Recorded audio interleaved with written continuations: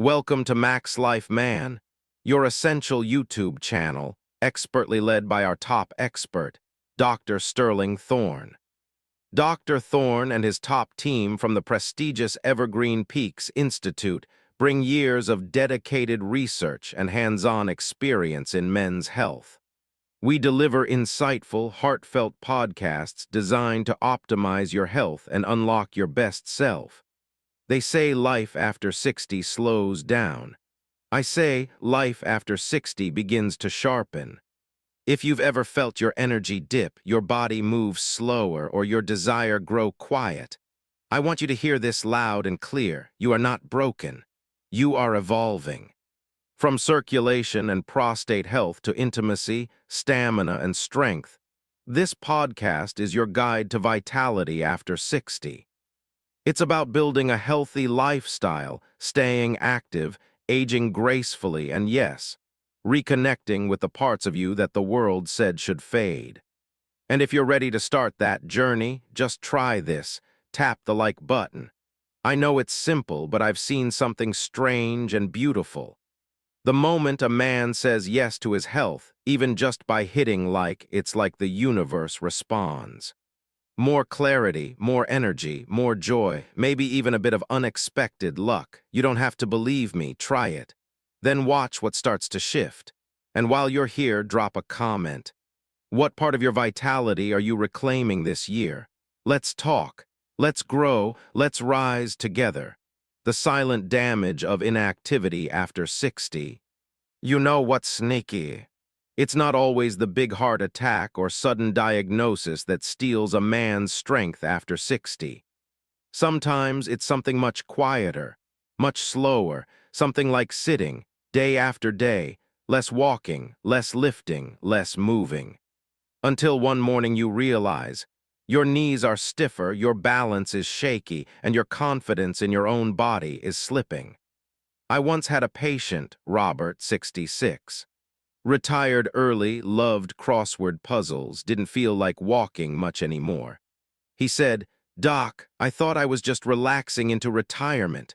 Now I can't climb stairs without panting." That's not just aging.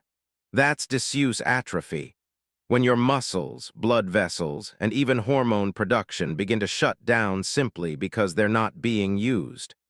According to Mayo Clinic, men over 60 who spend more than 8 hours a day sitting have a 30% higher risk of circulation issues, and even drops in testosterone levels linked to poor blood flow and increased abdominal fat.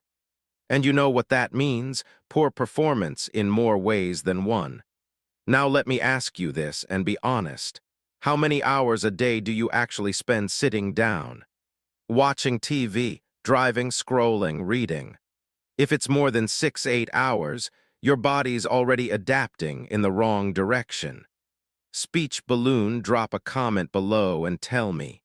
What's one thing you can do this week to break that sitting cycle? Even 10 minutes of walking after meals can shift your hormones, improve circulation, and even brighten your mood. This isn't about becoming a gym rat. It's about refusing to rust. Blood flow, the hidden key to masculine power. Last week, a viewer named Mr. Thomas, 67, left a comment that hit me right in the chest. He said, "Dr.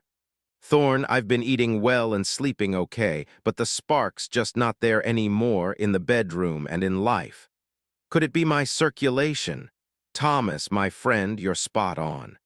When most men think of performance issues, they jump straight to testosterone or pills. But the truth? If blood can't get there, nothing else matters. Every erection, every surge of energy, every spark of desire, it starts with healthy blood flow. According to the Cleveland Clinic, the lining of your blood vessels, called the endothelium, produces a molecule called nitric oxide, NO. No tells your arteries to relax, open up, and send blood where it needs to go, including your brain, your heart, and yes, your most private places. But after 60, that endothelial function drops by nearly 50%, especially if you've been sedentary, had high blood pressure, or poor diet for years. So even if your testosterone is still decent, low nitric oxide means poor circulation, and poor circulation means trouble in paradise. That brings me to you, the listener. Envelope with arrow, have you ever felt like your body is willing, but it just can't respond the way it used to? If so, drop a comment and tell me. What does circulation mean to you, and have you ever tried improving it naturally? We'll dive into beets, pomegranates, even breathing techniques later in this series. But for now, I want you to know, it's not your fault. It's your flow, and the good news, flow can be fixed. What no one tells you about intimacy after 60. I read 2 comments recently that I just couldn't ignore. One came from Gary, 64, who wrote, "Doc, intimacy feels more emotional now. It's not just about sex, it's about connection, but I feel like I've lost my edge." Then there, S. Daniel, 72, who said, "I still want it. The desire's there. But my body, it's just not on the same page anymore." Gary, Daniel, you're both speaking truth. And gentlemen, if you're listening, you are not alone. Here's the deal, after 60, intimacy shifts. It becomes deeper, more personal, but also more complicated. And yes, some of that is biological. According to the Journal of Sexual Medicine, men over 60 experience a gradual decline in testosterone, but also in dopamine sensitivity, which affects both desire and satisfaction. Combine that with slower blood flow and joint stiffness, and suddenly the act that once came naturally now feels like a negotiation between heart, mind, and body. But here's the secret: intimacy isn't gone.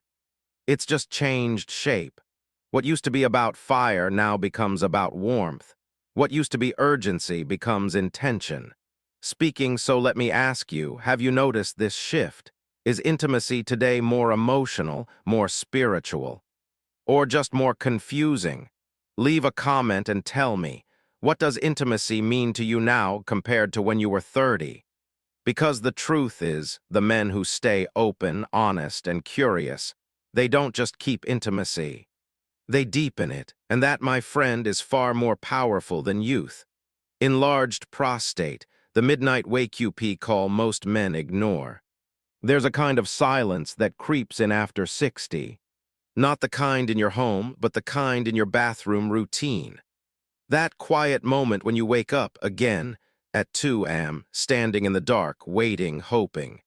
And the stream is weak, the relief incomplete, the sleep broken. It's not just aging, it's your prostate. According to Harvard Health Publishing, more than 50% of men over 60 develop benign prostatic hyperplasia, BPH, the medical term for an enlarged prostate. This gland, normally the size of a walnut, slowly presses against your urethra, making urination difficult, frequent, and frustrating, especially at night. But here's the twist. Many men wait too long before taking it seriously. They think it's harmless. They accept waking up multiple times a night as normal. But disrupted sleep leads to higher blood pressure, hormone imbalance, and even increased risk of falls, especially in men over 70, as noted by NIH studies on geriatric sleep quality. The irony, most cases can be managed naturally, with the right diet, hydration habits, pelvic floor exercises, and in some cases, targeted supplements or medications. But you've got to acknowledge it first. This is your body's signal. It's not nagging you. It's whispering before it screams. Fatigue after retirement, why you're tired even when you sleep. So why am I still tired, Doc?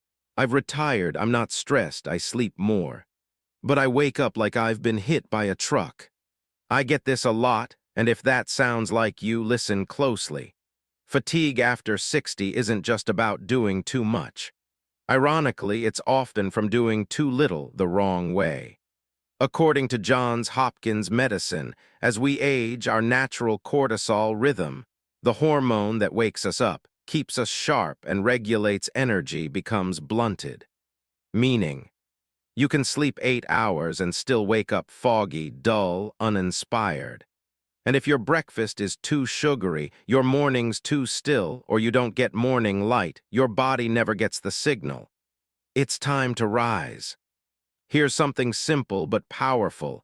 10 minutes of sunlight, 10 ounces of water, and 10 deep breaths right after waking. It's not magic. It's biology. And hey, if you're still watching this, still listening, and still wondering whether this applies to you, let me ask, son, what's the first thing you do when you wake up? Scroll your phone, coffee, sit in silence, comment below and tell me. I want to know what morning looks like for men like you. And while you're at it, if you haven't hit that subscribe button yet, well, I don't want to say your testosterone will shrink, but let's just say real men hit subscribe before the coffee kicks in. Soybeans V's, EGGS. The surprising truth. Let's stir the pot a little. For decades, eggs were hailed as the perfect protein for men.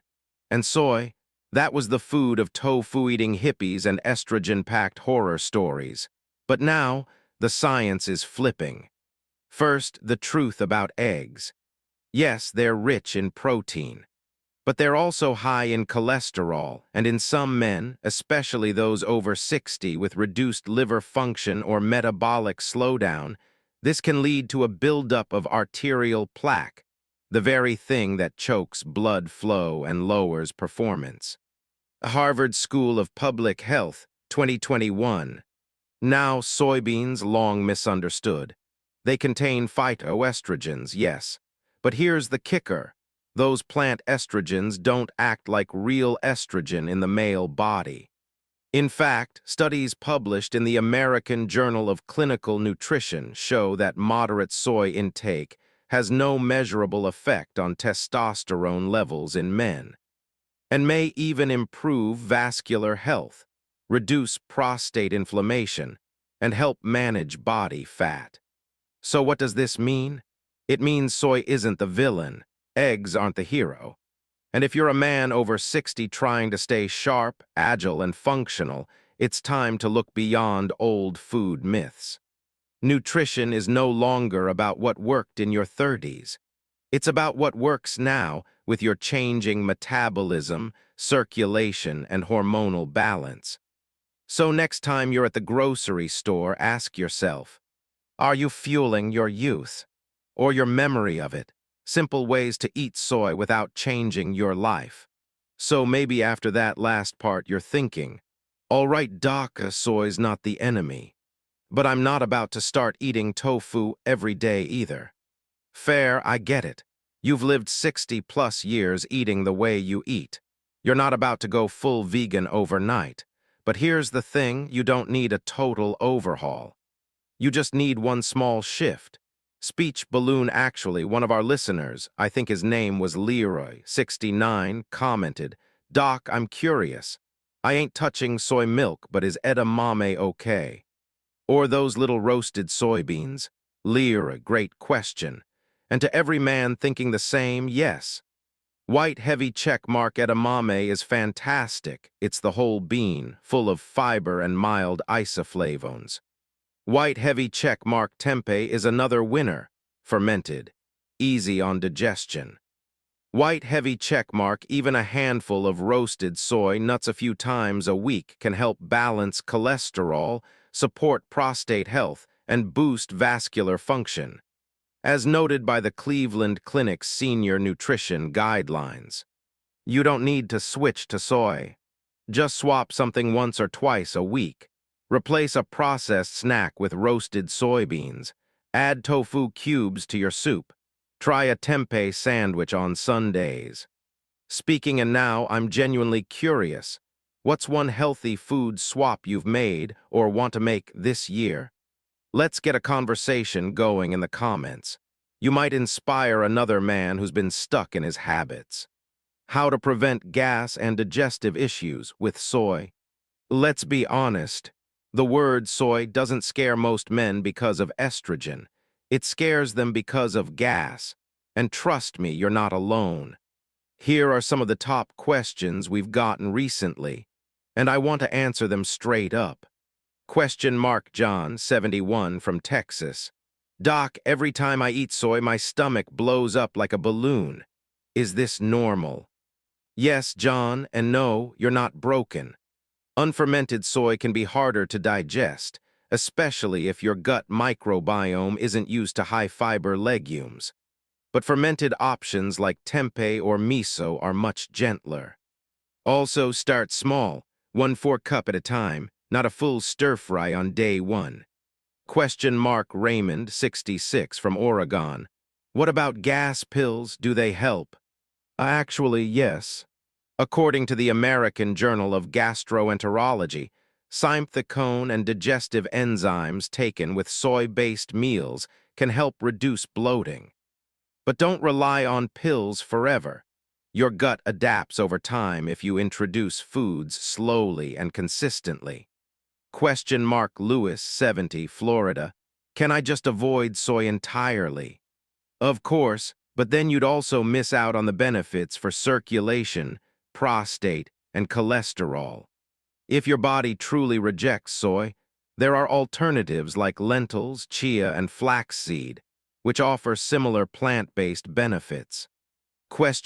Gerald, 74, Chicago. How can I make tofu less boring? Ah, Gerald, the eternal tofu struggle. Try air frying it with a bit of garlic and olive oil, or marinate it overnight in tamari and ginger. Texture and taste improve dramatically when it's cooked crisp and seasoned well. Bonus from Anna, wife of a viewer. My husband snores more when he's bloated. Is that related? Yes, funny enough, abdominal bloating can affect diaphragm pressure and breathing patterns. Flatulence and snoring. What a love story. Gentlemen, don't let a little gas scare you off from big benefits. Speaking, if you've ever dealt with this, drop your own question in the comments. I'll keep answering. This channel isn't a lecture hall. It's a round table and every voice matters. Your health isn't over. It's just beginning. If you've made it to the end of this episode, you're not just watching a video, you're showing up for yourself. And that, my friend, is powerful. We've talked about movement, blood flow, prostate health, intimacy, fatigue, food myths, and yes, even gas. But the real message behind all of this, you still have power to change, to grow, to rediscover strength at 60, 70, even 80. So here's what I ask of you, not as a doctor, but as someone who respects the fight in you. Backhand index pointing right. If something in this video helped you, give it a like.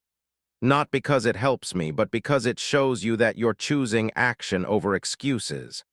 I truly believe, and I've seen it in thousands of patients, that when a man hits like on his health, the universe moves with him. Speech balloon, leave a comment below. What question do you still have? Is there something you're struggling with that no one's talking about? Envelope with arrow, I read every single message. Because this podcast isn't just a broadcast, it's a conversation. And no one gets left behind here. Direct hit and, of course, subscribe if you haven't, because the best is still ahead. We're just warming up. And to every man listening, may your mornings be strong, your nights be peaceful, and your spirit always young. Thanks for watching. If you learned something new today, please like the video, share it with a friend or loved one, and subscribe for weekly expert-backed health content.